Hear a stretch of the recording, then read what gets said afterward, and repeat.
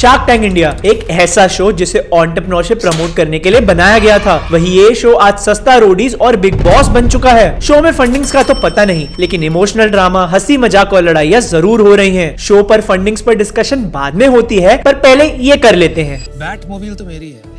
My God, कितना soft है। क्या आपको लगता है कि शार्क टैंक इंडिया एक ऐसा शो है जहां नए एंटरप्रेन्योर्स की जिंदगी बदलती है, या ये सिर्फ एक स्क्रिप्टेड रियलिटी शो है जो सिर्फ टीआरपी के लिए बनाया है? क्या फंडिंग सिर्फ एक दिखावा है? क्या सभी आइडिया सच में नए और इनोवेटिव होते हैं? और क्या स्टार्टअप्स ग्रो करते हैं, या ये भी दूसरे रियलिटी शोज की तरह अपनी रियलिटी छुपा रहे हैं? एंटरप्रेन्योर्स अपने सपने लेकर आते हैं, लेकिन क्या उन्हें सच में वो सपोर्ट मिलता है जो उन्होंने सोचा था? क्या शार्क टैंक एंटरप्रेन्योर्स के सपने पूरे करने वाला शो है, या फिर ये भी वो शो है जो कि एंटरप्रेन्योरशिप के पीछे अपनी ही टीआरपी के सपने को पूरा कर रहा है? जानते हैं इस वीडियो में डीप में, क्योंकि उसमें हमारी एक्सपर्टीज है। शार्क टैंक का कॉन्सेप्ट सबसे पहले जापान के एक शो टाइगर्स ऑफ मनी से इंस्पायर्ड था, जिसका फॉर्मेट लेटर यूएस में अडेप्ट किया गया और उसका नाम शार्क टैंक रखा गया। अमेरिकन वर्जन की सफलता के बाद शार्क टैंक का फॉर्मेट कई देशों में पॉपुलर हुआ, including India. Shark tank India American show shark tank का इंडियन वर्जन है, जिसका सीजन 1 इंडिया में 2021 में आया था। और क्या ही कमाल शो था ये। इंडिया में पहले इस तरह का शो था जो एंटरप्रेन्योर्स के लिए ही था। ये शो इतना बड़ा हिट हुआ कि हर ऑफिस, हर घर, मोहल्ले में आरओआई, इक्विटी और वैल्यूएशन जैसे वर्ड डिस्कस होते थे। उस टाइम पर ये सब शो सबके लिए नया था और सब लोग इसको बहुत पसंद करते थे। शार्क टैंक इंडिया ने अपने पहले सीजन के साथ ही एंटरप्रेन्योरियल कल्चर को एक नए लेवल पर लेके जाने की कोशिश करी और उसमें शायद कामयाब भी हुआ। मैं भी बहुत इसको पसंद करता हूं, लेकिन सीजन 1 के बाद से इन्होंने जो एंटरप्रेन्योरशिप को साइड करके एंटरटेनमेंट और ड्रामा दिखाया है, बस पूछो मत। इन्होंने concept shark tank India US से लिया है, लेकिन शायद ड्रामा बिग बॉस और इंडियन आइडल से लिया है। मैं आ जाऊं क्या अपनी पर? एक पिच तो ऐसी थी जिसमें कबड्डी का मैच करवाया गया था सेट पर ही। इससे ड्राजा ड्रामा क्या ही हो सकता है। शार्क टैंक जैसे बिजनेस शो वो बिग बॉस और इंडियन आइडल बना दिया है। शार्क स्टार्टअप फाउंडर की कहानियां सुनकर इमोशनल हो जाते हैं। पिच दे रहे हैं, फाउंडर्स से लड़ रहे हैं और खुद से ही आपस में लड़ते रहते हैं। फाउंडर्स जो पिच देते हैं, क्या उनकी बिजनेस में इन्वेस्ट तो करेंगे नहीं, बल्कि उसको डीमोटिवेट कर देते हैं बिजनेस बंद करने के लिए। तो आप छोड़ दो ये सब, एकदम टाइम बर्बाद कर रहे हो। फैमिली बिजनेस में चले जाओ, माँ बाप से माफी मांग लो, थोड़ी मार खा लो और सुधर जाओ, तो कुछ नहीं होने वाला इससे।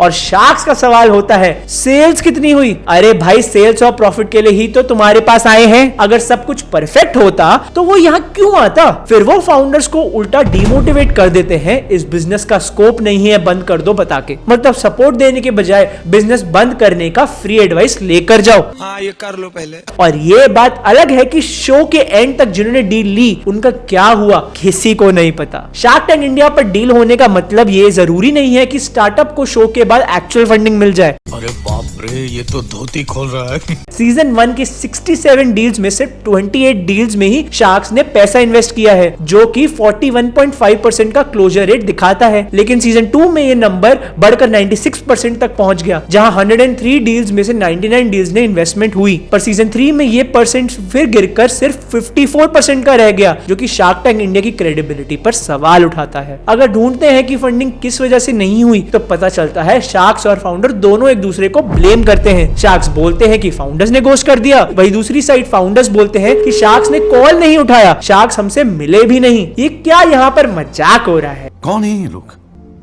कहां से आते हैं? और जब डील्स में कोई प्रॉपर डॉक्यूमेंटेशन या अग्रीमेंट्स ही नहीं होते, तो इस तरह परेशान पार्टिसिपेंट्स के लिए लीगल एक्शन लेना और भी मुश्किल हो जाता है। अगर शो पर चेक्स दिए जा रहे हैं बट शो के बाद डील्स ही नहीं हो रही हैं, तो इससे पब्लिक और नए एंटरप्रेन्योर्स को गलत मैसेज जाता है। और यही चीज है जो शार्क टैंक इंडिया की क्रेडिबिलिटी पर सवाल खड़े करते हैं। और थोड़ा बात कर लेते हैं अपने प्यारे प्यारे शार्क्स की। मैं पहले ही बता रहा हूँ, इनमें से कोई भी दुश्मन मेरा नहीं है। हाँ, यही शार्क्स जो फाउंडर्स को प्रॉफिट और कैश फ्लो पर ज्ञान देते रहते हैं। हाँ, आप सुनकर चौंक जाओगे कि इनकी खुद की कंपनी लॉसेस में है।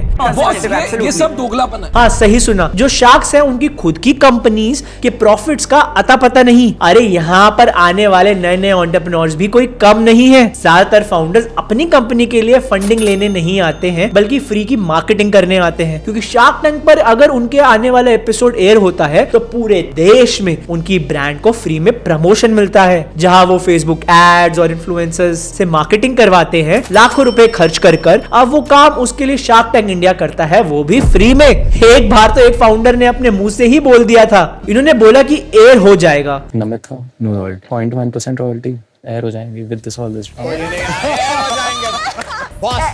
You are not here for a deal. Air हो जाएंगे हम, उसके लिए आए हो। Boss, I am out. It's an You guys can go with all four of them. You're here. ये अकेले नहीं है, ऐसे बहुत सारे हैं जो बाद में YouTube पर पॉडकास्ट वगैरह पर बोलते रहते हैं कि वो सिर्फ मार्केटिंग के लिए ही गए थे। जैसे अभी रिसेंट एपिसोड में यूट्यूबर फ्लाइंग बीस्ट अपनी ब्रांड बीस्ट लाइफस्टाइल को लेकर शार्क टैंक में गए। आपको क्या लगता है कि उन पर पैसों की कमी थी? सिर्फ 1 घंटे में 1 करोड़ की सेल्स कर ली थी उन्होंने, तो वो भी सिर्फ अपने लिए फ्री की मार्केटिंग के लिए ही शार्क टैंक पर आए थे। एक और ब्रांड आई थी फिट एंड फ्लेक्स, जो कि सिर्फ मार्केटिंग के लिए ही शार्क टैंक पर गई। हमारे प्रोडक्ट्स में है added prebiotic fibres, real freeze dried fruits, premium nuts and seeds. और भी ऐसी ब्रांड जैसे कोकोफिट, जो कि 5 रुपए लेने आई थी for 5% equity. Hi Sharks, I'm Shashikant, founder and CEO of CocoFit Private Limited, based out of Hyderabad. Sharks, we are here asking for ₹5 for an equity of 5% of our company. आप खुद सोचिए, कोई क्यों ही लेगा 5 रुपए इक्विटी के बदले? ये बस एक सीधा सीधा मार्केटिंग और प्रमोशन था अपनी ब्रांड्स का। तू समझा? हाँ नहीं, तू समझा नहीं। मतलब इन्होंने शार्क टैंक जैसे कॉन्सेप्ट को फ्री में मार्केटिंग का टूल ही बना दिया है, जो कि इस शो की क्रेडिबिलिटी पर क्वेश्चन करता है। तो अब सवाल ये उठता है कि शार्क टैंक की जरूरत क्या हमारे देश को है या नहीं? देखो, शार्क टैंक एक बहुत अच्छा शो है इंडिया में नहीं, यूएस में भी और ऑस्ट्रेलिया में भी है, पर एंटरप्रेन्योर्स को इनकरेज किया जाता है कि वो रियल में भी इन्वेस्ट करें। और अगर आप वहां पर देखो तो वहां पर शार्क टैंक इंडिया जैसा मेलोड्रामा एंटरटेनमेंट नहीं होता है। वहां पर बस पिक्चर्स आते हैं और फंडिंग लेकर जाते हैं, वो है असली शार्क टैंक। बस सोनी वालों को इसकी इंपॉर्टेंस समझनी होगी कि स्टार्टअप्स के एरा में और ये ड्रामा और एंटरटेनमेंट एक हद तक ही ठीक होता है। इनका मेन फोकस एंटरप्रेन्योर्स को एनकरेज करने के लिए होना चाहिए, इसलिए हमारा शार्क टैंक जैसा शो की जरूरत है।